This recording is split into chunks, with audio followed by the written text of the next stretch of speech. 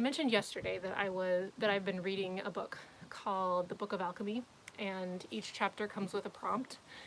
And I read a new chapter this morning, and the prompt was to sit for 5 minutes and basically do nothing, just let your mind wander. And then at the end of the 5 minutes to just write about any thoughts or questions or answers that came to mind. I was thinking about how we tend to, how there's two ways to think.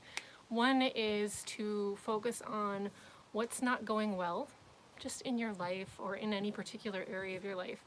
Thinking about what's not going well, what's not working, and what you're frustrated with, versus thinking about what is going well, what you're grateful for and you're happy about.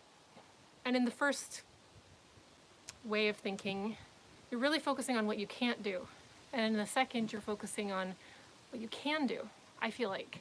So the first option, focusing on everything that's not going well and all the things that you can't get to make work and things that are frustrating, it really leads to spiraling downward and doesn't generally have any positive or productive result, but yet I feel like it's the easiest way, it's like the easiest default way to think. At least in my experience, I think it's really easy to fall into that. But I think we tell ourselves that it's productive because if we were to ignore the things that aren't going well, we're never going to fix them. They're never going to get dealt with. And so we think it's productive to focus on them. But I think the only productive way to think about those things is to ask ourselves what we can do about it, which takes us into the other way of thinking, focusing on what we can do. And if the answer really is that there's nothing you can do about it, then I think at that point, you have to let it go. You have to just let go of the outcome because it's out of your control.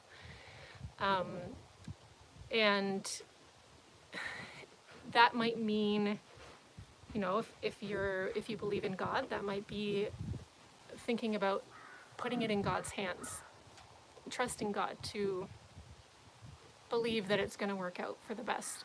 And if you don't believe in God, maybe whatever terminology you might use, you know, some people will talk about the universe and you know, the universe has got your back, believing that that's the case. Because once it's out of your control, there's nothing you can do. And so you can focus on it and spiral downward and feel terrible, but it's not going to be productive. And letting go and trusting is going to feel a lot better. And so if we can shift into that place of asking ourselves, well, what can I do? Then that's more productive. And if you get to the point where you have to let it go, I think the next place to focus your thoughts, rather than spiraling or ruminating on the frustrating side of things, is to go into gratitude and think about what is going well in your life, even if it's not in this area. If it's in this area, great, but zoom out on your whole life and think, what is going well? What are you grateful for? And what can you do that is working or that is positive?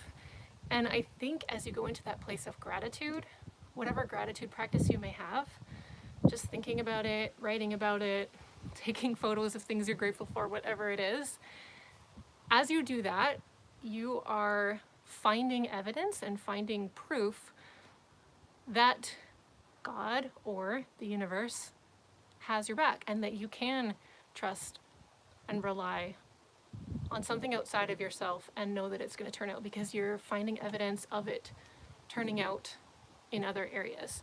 And I think that helps make it a little bit easier to let go and trust, and leads you to a more positive place.